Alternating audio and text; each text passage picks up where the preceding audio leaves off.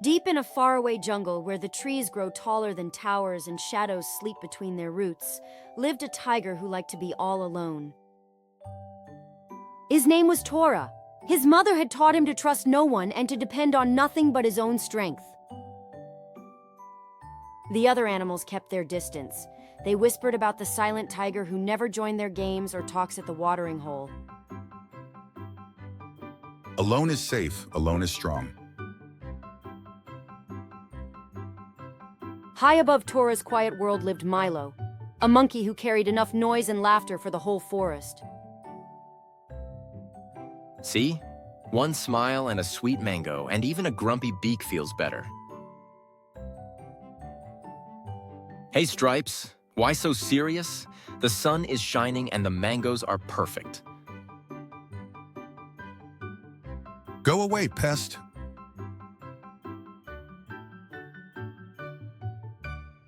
Careful, Milo, that tiger doesn't play.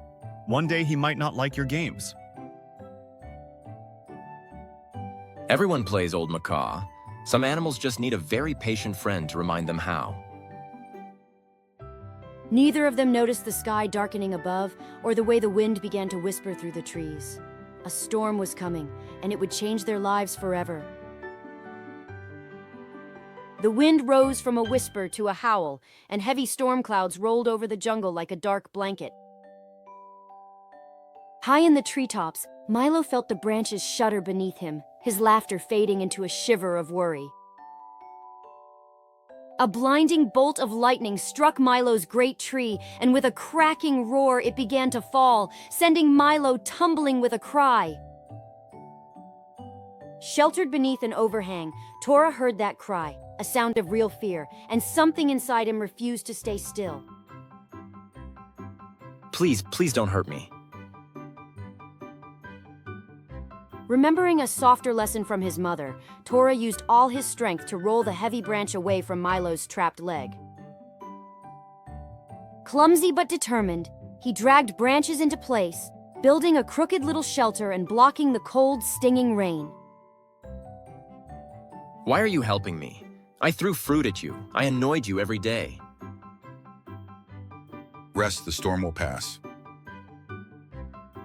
Days passed under that shelter as Milo's leg slowly healed, and the strange pair shared food, stories, and long, quiet moments together. Why did the zebra cross the savannah? To prove he wasn't a scaredy cat. Tora's mouth twitched toward a real smile, and for the first time the empty place in his chest felt a little less lonely. Though far away, new footsteps were already entering the forest. By morning, the hunters had returned, furious that their traps had been ruined. They followed broken wires and trampled paths deeper into the jungle, straight toward the place where Tora and Milo now rested. In a small, sunlit clearing, Tora dozed while Milo picked at a piece of fruit, believing, for just a little while, that the forest was safe again. Without warning, a heavy net exploded from the branches above and crashed down over Tora in a tangle of ropes and weights. Milo, run. Get to the trees. Keep the others safe. Milo's heart hammered.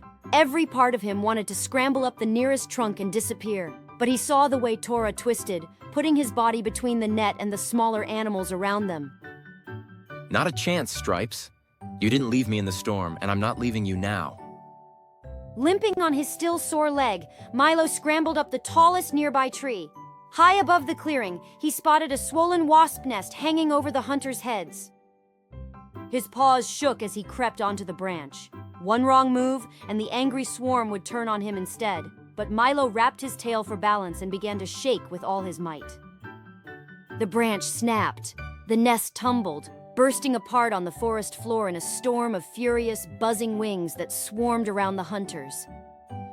Yelling and swatting, the humans stumbled and crashed through the undergrowth, dropping their nets and ropes as they ran from the stinging cloud. When the buzzing faded, Tora still lay tangled in rough rope.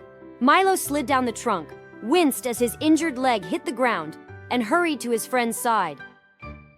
Hold still, big guy. These knots don't stand a chance against the great Milo. You should have run. They could have caught you, too. And miss all this excitement? Not likely. Thank you for coming back. For me, brother. From the shadows, wide eyes watched, a whole forest of animals seeing a fierce tiger and a small monkey standing together, not as opposites, but as family.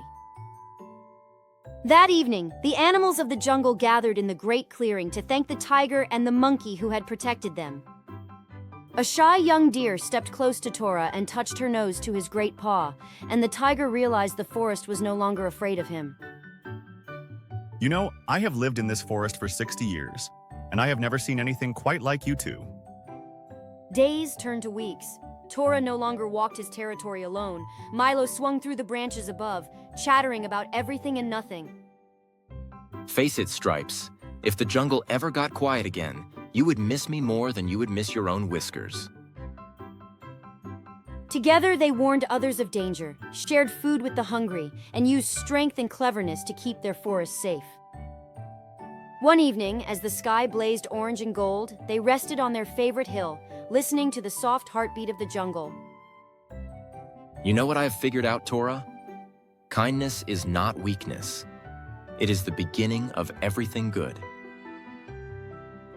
My mother told me that true strength comes from within, but she forgot to say it also comes from having someone worth protecting. So, is this you admitting you actually like me? Do not push it, Pest. In a forest full of differences, big and small, loud and quiet, a tiger and a monkey had chosen to stand side by side as friends. And they learned that kindness builds unity, and unity gives rise to the bravest courage of all, the courage to stand together for what is right, as the nightingale's song floated through the sleeping trees.